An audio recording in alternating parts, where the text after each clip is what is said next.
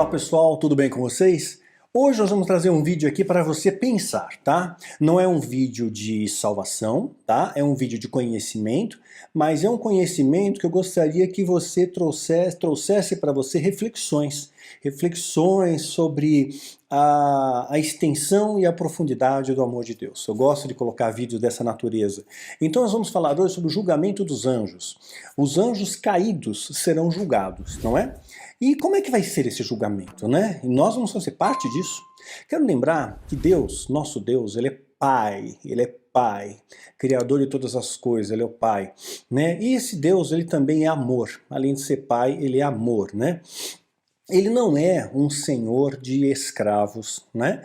Ele não é um Deus vingativo, punitivo, mal-humorado. Tudo isso são características que o homem transportou para Deus. Mas a natureza divina dele não é essa. Eu não vi isso em Jesus em momento algum, né? Isso muitas vezes nos reporta a pessoas que não conhecem a Deus, né? De verdade, não tiveram uma intimidade com Deus, de verdade, né? Então, o que essas pessoas fazem quando não conhecem profundamente a Deus? Elas moldam Deus, né, de acordo com a sua vontade, com as suas imperfeições, inclusive, e aí esse Deus deformado molda o seu caráter. Quer dizer, você molda um Deus deformado, e esse Deus deformado, por sua vez, molda o seu caráter. E aí nós tornamos-nos pessoas cruéis, né? O ser humano se torna cruel. Aí você, poxa, isso aqui é cristão, né? Mas desse jeito, arrogante, soberbo, avarento, egoísta, isso aqui é cristão, né? Que destila ódio, raiva, racismo, né? Gordofóbico, homofóbico, né? Julgador, né? Maldizente. Isso aqui é cristão? Não, não. Essas pessoas não conhecem a Cristo, essas pessoas não tiveram uma experiência com Deus. São pessoas que não têm essa experiência com Deus, então nunca conheceram o amor. Então eles moldam um Deus de acordo com as suas imperfeições, e essas imperfeições desse Deus moldam o caráter dessas pessoas, né? Então não são, porque Deus não é assim, Deus não é soberbo, Deus não é punitivo, Deus não é vingativo, Deus não é mal-humorado, né?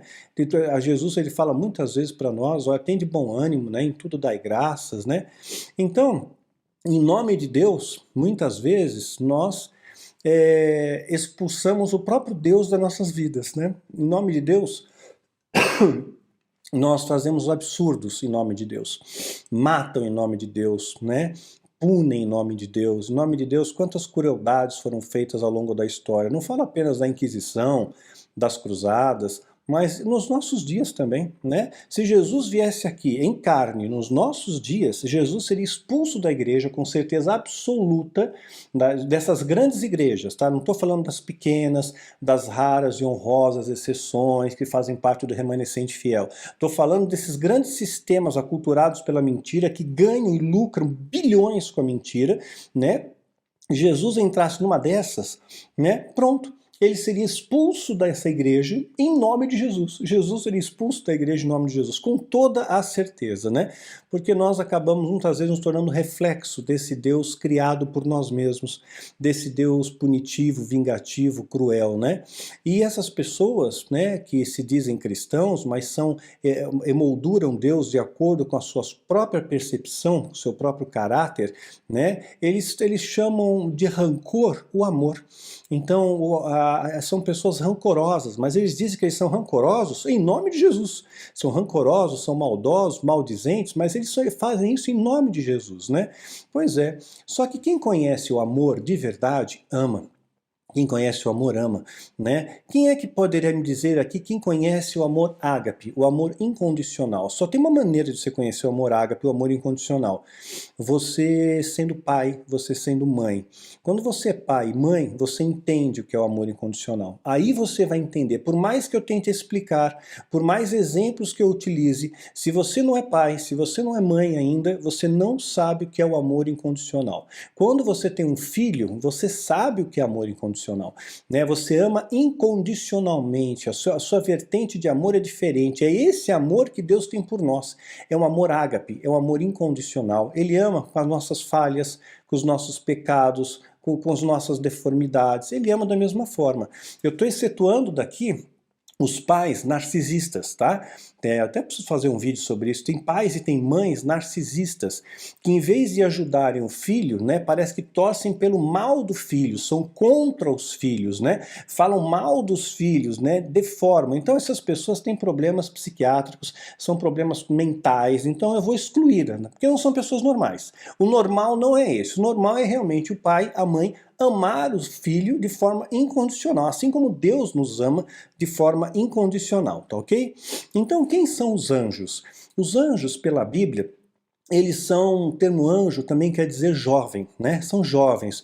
No céu não existem, né, nós não vamos alcançar idade avançada, vamos ser sempre jovens, vamos ser como os anjos. Os anjos são jovens. O anjo também quer dizer o mensageiro, né? O malachim, o mensageiro de Deus, nos trazem mensagens. Anjos também podem trazer juízo de Deus, podem trazer juízo e justiça de Deus, né? Fizeram isso no Egito, lembra do anjo que foi no Egito? Foi um anjo que causou todo aquele estrago, né? Amando de Deus, né? Os anjos também protegem os santos. O caso, inúmeros casos nós poderíamos citar aqui, né, de Eliseu, por exemplo, com as carruagens de fogo ao lado, né? E eles têm hierarquias. A principal hierarquia angelical vão ser 4. A principal, tá bom? Não vou me ater a outras vertentes mais complexas. Mas temos anjos, arcanjos, querubins e serafins, né? Principal hierarquia. Da mesma forma, olha só como eles agem com justiça.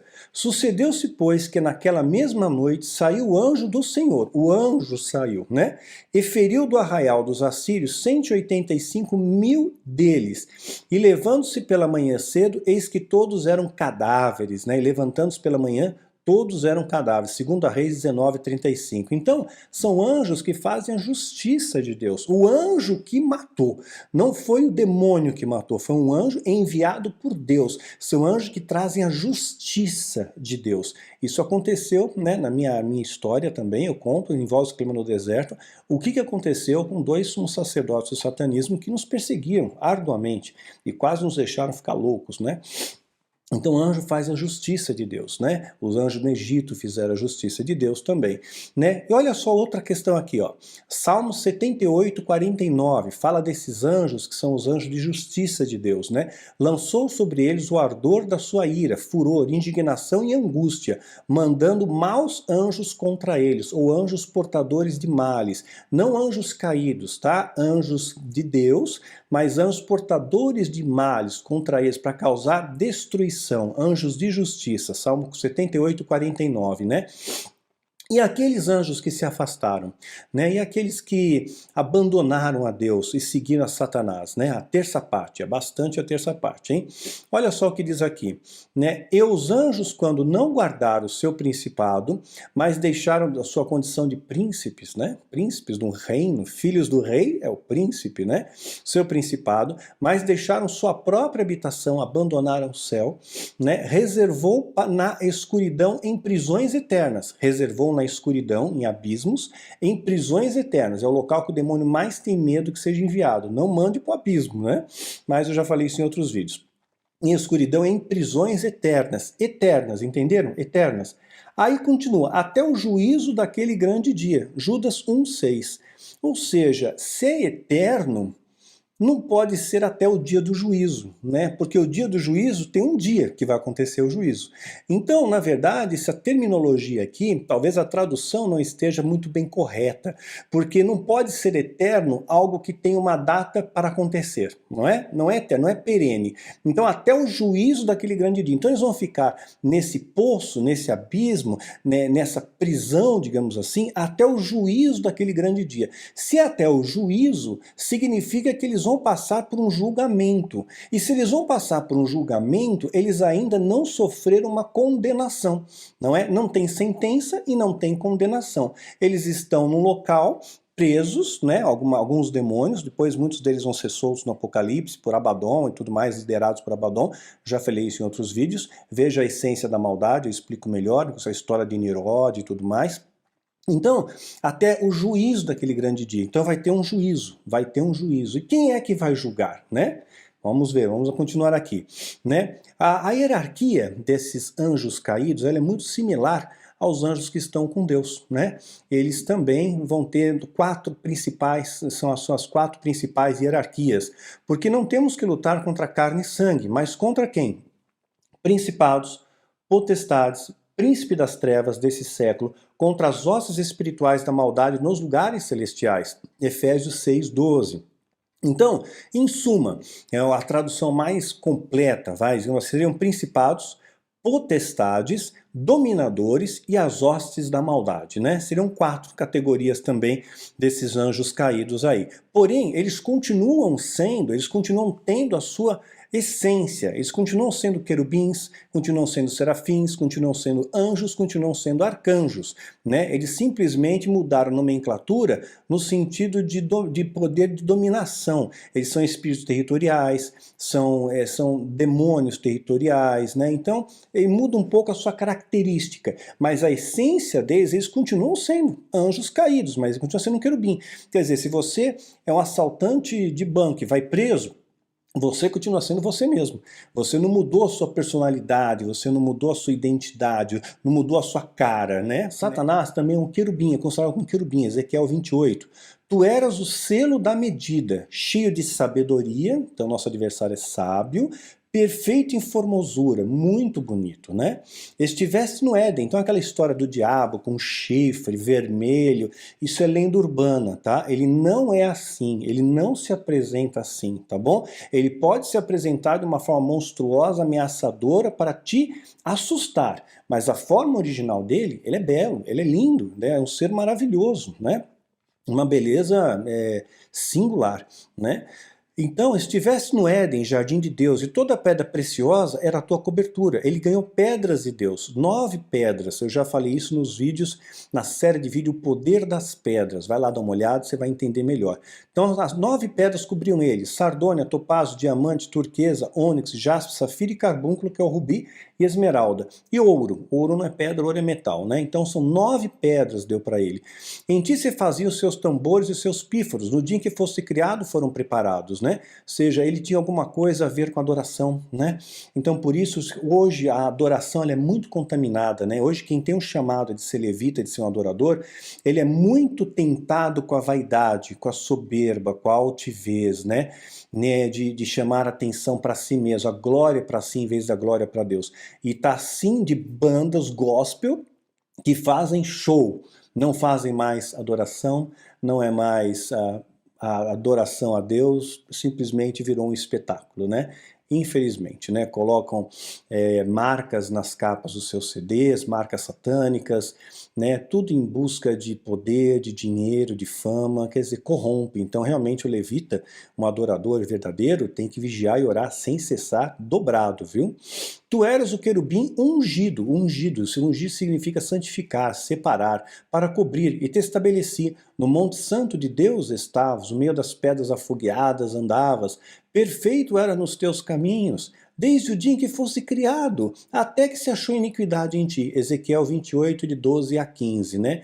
Então, veja bem, ele era um querubim ungido, ele tinha algo de especial, né? Você veja só que essa hierarquia se respeita. Pegar um texto de Judas aqui. Mas o arcanjo Miguel, quando contendia com o diabo, quando ele brigava com o diabo, na disputa a respeito do corpo de Moisés, o corpo de Moisés estava sendo disputado. Para quê? Para que não virasse um objeto de idolatria, para não que virasse o túmulo dele uma rota de peregrinação, entendeu?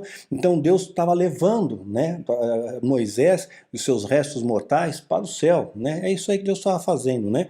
Ia fazer virar energia pura de novo, quem sabe, né? Ele disputava a respeito do corpo de Moisés, não ousou pronunciar juízo de maldição. O anjo não ousou pronunciar juízo de maldição. E o ser humano, pecador, miserável, vai lá e faz juízo pro outro. Você, isso aqui é pro inferno. Aquele lá, pro inferno.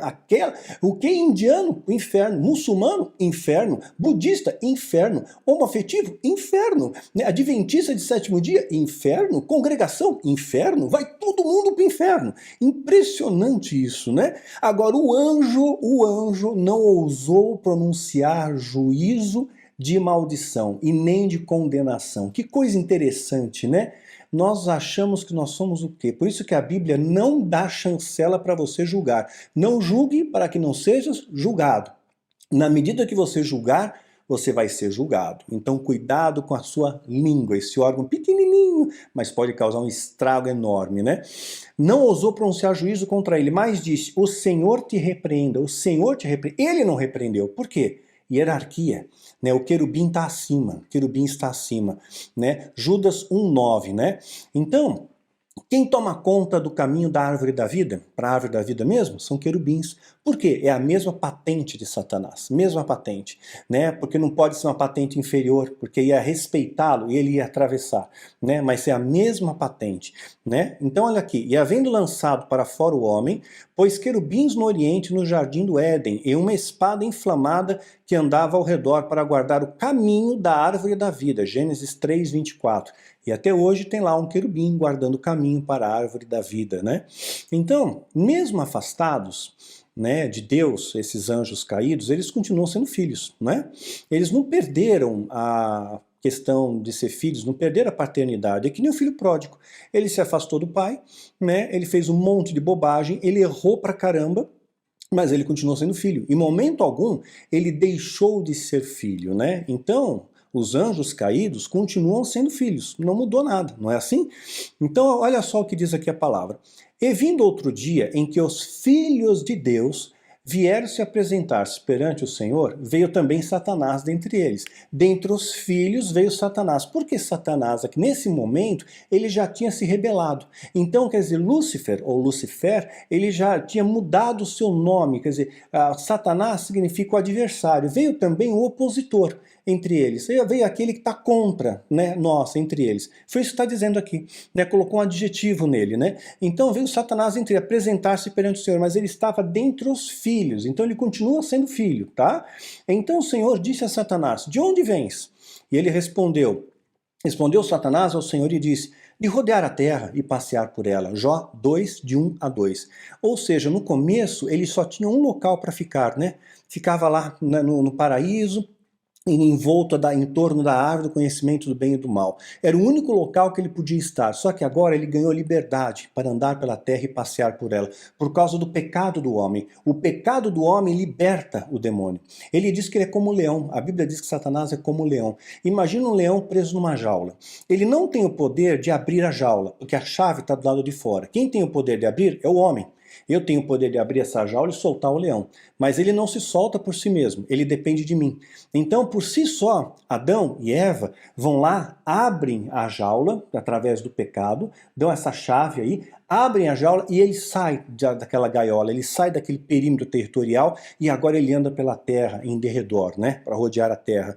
Então foi isso que aconteceu, né? Vamos dar sequência aqui. Foram criados antes do homem, os anjos foram criados antes do homem. Vale a pena você ver também a série de vídeos A Origem de Deus. A Origem de Deus, você vai entender bastante coisa também. Quando as estrelas, Deus está falando para Jó aqui, tendo um bate-papo com Jó, né? Porque Jó parece que quis conversar com Deus, né? Quis discutir com Deus e Deus está dando uma ensaboada em Jó. Quando as estrelas da alva juntas alegremente cantavam e todos os filhos de Deus jubilavam, Jó 38:7, todos os filhos de Deus jubilavam, né? Então, aqui é uma alusão muito clara aos anjos, né? Onde você estava, Jó? Quando os filhos de Deus cantavam, quando as coisas estavam acontecendo, onde você estava? Você não era nem criado, né? Então, o que vai acontecer com esses anjos caídos? Eles vão ter condenação ou vão ter redenção? O que vai acontecer? Imagine então que você é Deus, tá? Se coloca momentaneamente na posição de Deus, e isso eu achei muito interessante, o filme que eu assisti, A Cabana.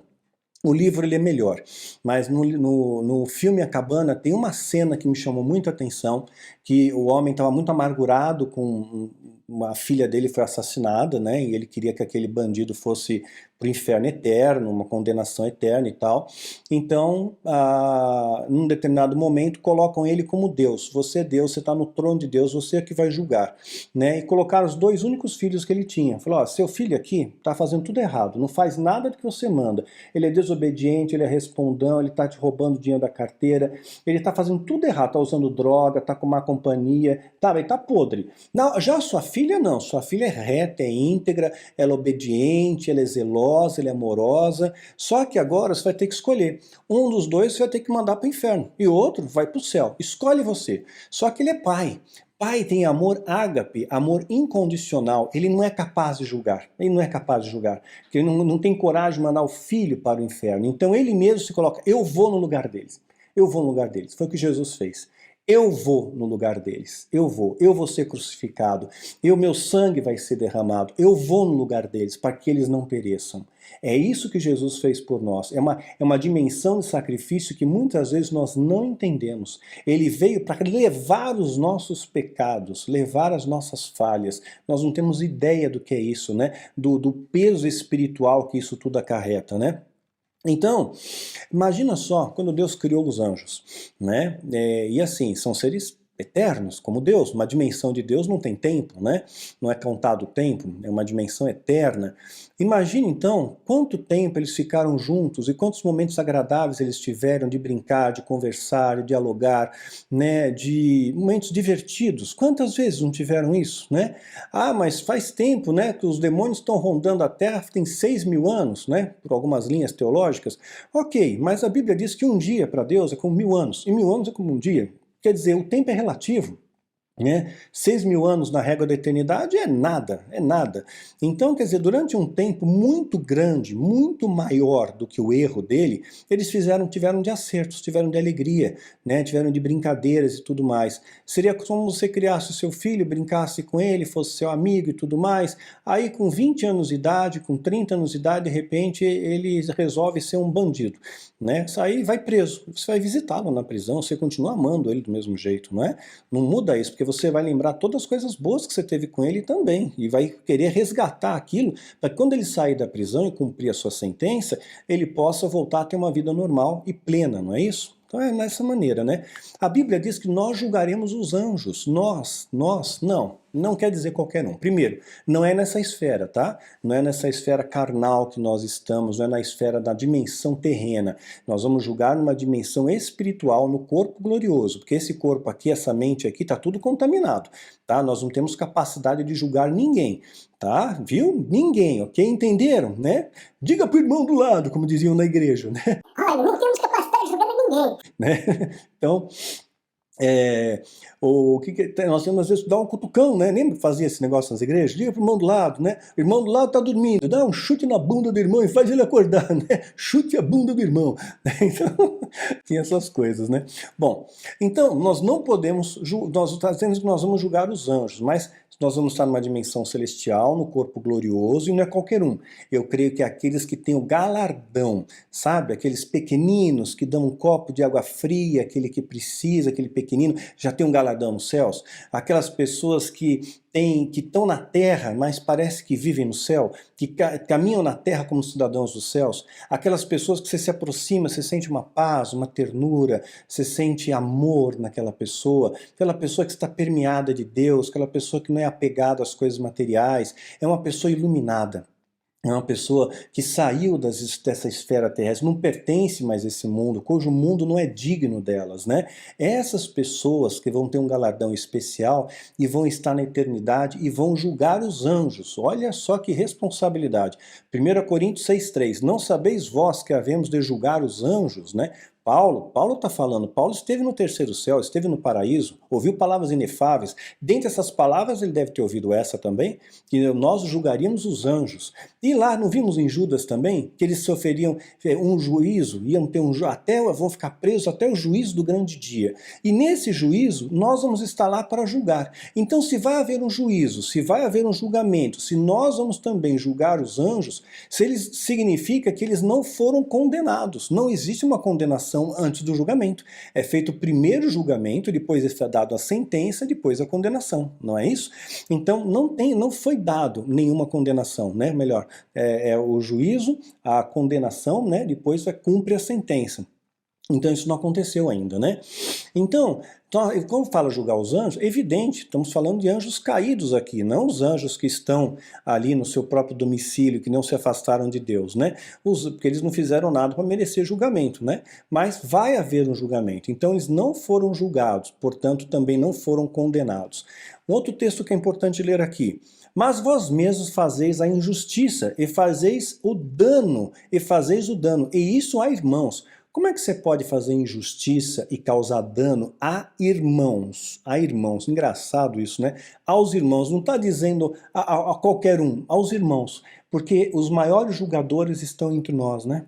Jesus ele foi perseguido não pelos adoradores de Baal, foi perseguido pelos fariseus, né? Por aqueles que teoricamente dominavam e conheciam as escrituras e deveriam conhecer um Deus de amor, não é assim? Né? Não sabeis que os injustos não hão de herdar o reino de Deus? 1 Coríntios 6, de 8 a 9. Os injustos não vão herdar o reino de Deus. Injusto. Aquele que age com injustiça, aquele que condena, olha, sentencia e condena pessoas aleatoriamente, né? Faz aquilo que Deus não mandou fazer. Isso é tão sério quanto deixar de fazer aquilo que Deus mandou fazer, né?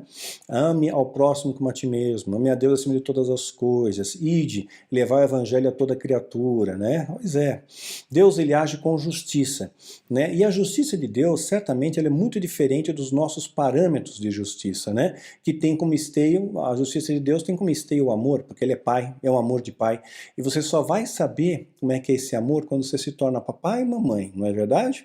Pois é. E aí, diz o seguinte, Apocalipse 20, 10. E o diabo que os enganava, aqui é para você pensar só, tá? Foi lançado num lago de fogo e enxofre, onde estão a besta e o falso profeta, e de dia e de noite serão atormentados para todo sempre. De novo, esse para todo sempre fica relativo, porque nós vimos lá em Judas que os demônios ficariam para todo sempre presos no abismo até o dia do grande juízo. Então há um paradoxo aí, né? Há um paradoxo talvez na interpretação, na tradução, não sei, né? Mas fato é que se levarmos ao pé da letra, está dizendo aqui que quem vai é o diabo. Cadê os anjos? Cadê os anjos caídos, né? Não estão aqui nesse cenário. Nesse momento da história, os anjos caídos não estão aqui. Então, nesse julgamento, vai haver o quê? Haverá condenação ou haverá redenção? Ou será que a condenação ela vai ser proporcional às ações, né? Proporcional às ações cometidas por eles ao longo do tempo? E depois disso, desse tempo de prisão, né, eles receberiam então a redenção, mas vão pagar, porque tudo que você semeia, você colhe. É um princípio bíblico, você não podemos fugir desse princípio, né, da semeadura. Você plantou, você colhe, então você vai ter um tempo, sim, de prisão, de abismo, de inferno, chame como quiser. Vai ter um tempo, assim como Jesus, ele desceu no Hades e pregou aos espíritos em prisão. Por que eles estavam em prisão? Porque foram rebeldes na época de Noé, né? Não aceitaram a palavra de Noé, estavam lá presos e Jesus desceu para pregar. Quer dizer, eu já falei isso em outros vídeos, por que o libertador vai fazer na prisão, a não ser libertar os cativos, né? O tempo deles acabou, provavelmente, foi até aquele período ali. Ficaram um período de condenação e agora eles recebem a redenção porque o próprio Cristo vai buscar eles ali no inferno, né? Então, essa condenação eterna, ela seria relativa, né? Seria por um período proporcional aos seus atos, né? Mas se houver arrependimento, ok, mesmo havendo arrependimento, você vai pagar pelo que você fez. Não importa, você vai pagar. Você não deixa de pagar, porque o que você semeia, você colhe. Mas havendo arrependimento, né, não haverá redenção, havendo arrependimento, não haverá perdão. Se os anjos caídos se arrependerem, para você pensar, eu não vou aqui colocar minha posição, tá? Quero que você pense, os anjos caídos, eles se arrependerem, eles têm um livre-arbítrio. Se eles se arrependerem, eles não terão redenção, evidentemente também pautado num período que eles vão ficar presos no abismo, né, para cumprir a sentença deles, mas eles vão ser julgados ainda. Não foram julgados, né? Não foram. Então significa que há uma esperança, porque o julgamento sempre coloca uma esperança para você de redenção ou condenação, ou até mesmo uma condenação temporária e não eterna, né? E se, mais uma hipótese para você pensar, não vou expor o meu ponto de vista aqui, para você pensar, e se diante da cruz, né, houve a escuridão, houve trevas, né? Eu imagino que todos os demônios da terra se agruparam ali, e houve trevas por causa disso, para ver Jesus morrendo, para ver Jesus sangrando. Todos eles se agruparam. Mas quando Jesus disse está consumado, e o véu do templo se rasga, e começa uma nova aliança, né? E depois o Espírito Santo cai sobre os apóstolos, e começa a acontecer tantas coisas ali, os demônios estavam observando tudo aquilo, né? Estavam observando.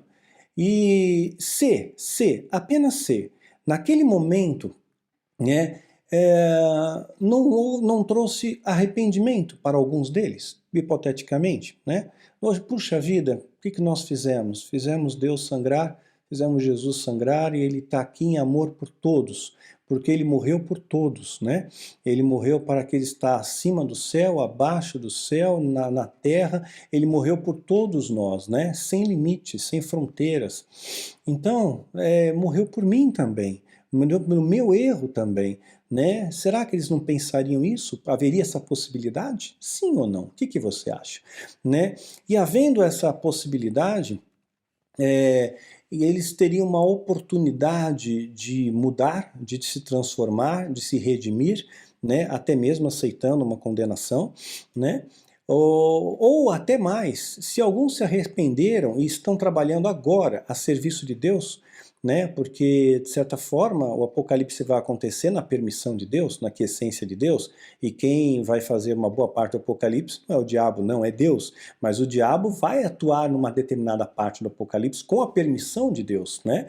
Mas quem vai lançar as taças e tudo mais, né? As trombetas, é Deus, vem de Deus o Apocalipse, a ira é de Deus. Mas em um determinado momento, né, Satanás vai ter poder, né, vai dar poder ao anticristo, né, por 3 anos e meio, vai ter poder ali para destruir muitas pessoas, né, para matar, para perseguir, e o negócio vai ser feio. Não é legal você ficar aqui na grande tribulação não, tá? Então, será que esses não estariam trabalhando a favor de Deus, numa maneira de você conhecer o amor pela dor? Existem 2 maneiras de se aproximar de Deus, né? Por amor ou pela dor, né? Talvez eles lhe causem dor para que você conheça o amor, talvez eles lhe façam provar o amargo para você dar valor ao doce, não sei. É uma hipótese, apenas uma hipótese, mas algo para você pensar a respeito, tá bom? Só uma hipótese. Mas o fato é, se você, sendo pai, está diante dos seus filhos, tá? Que erraram, que foram indisciplinados, que fizeram tudo de errado, você faria o quê com aquele filho que desobedeceu? Né? Você perdoaria esses filhos que desobedeceram, que fizeram o que você não quis que fosse feito? Né? Você perdoaria ou você condenaria? Você como pai, você condenaria o seu próprio filho? Fica aí o pensamento para nós, uma reflexão para a sua vida, tá bom? É isso aí, vídeo apenas reflexão, tá bom? Que Deus te abençoe e te guarde. Até o próximo vídeo.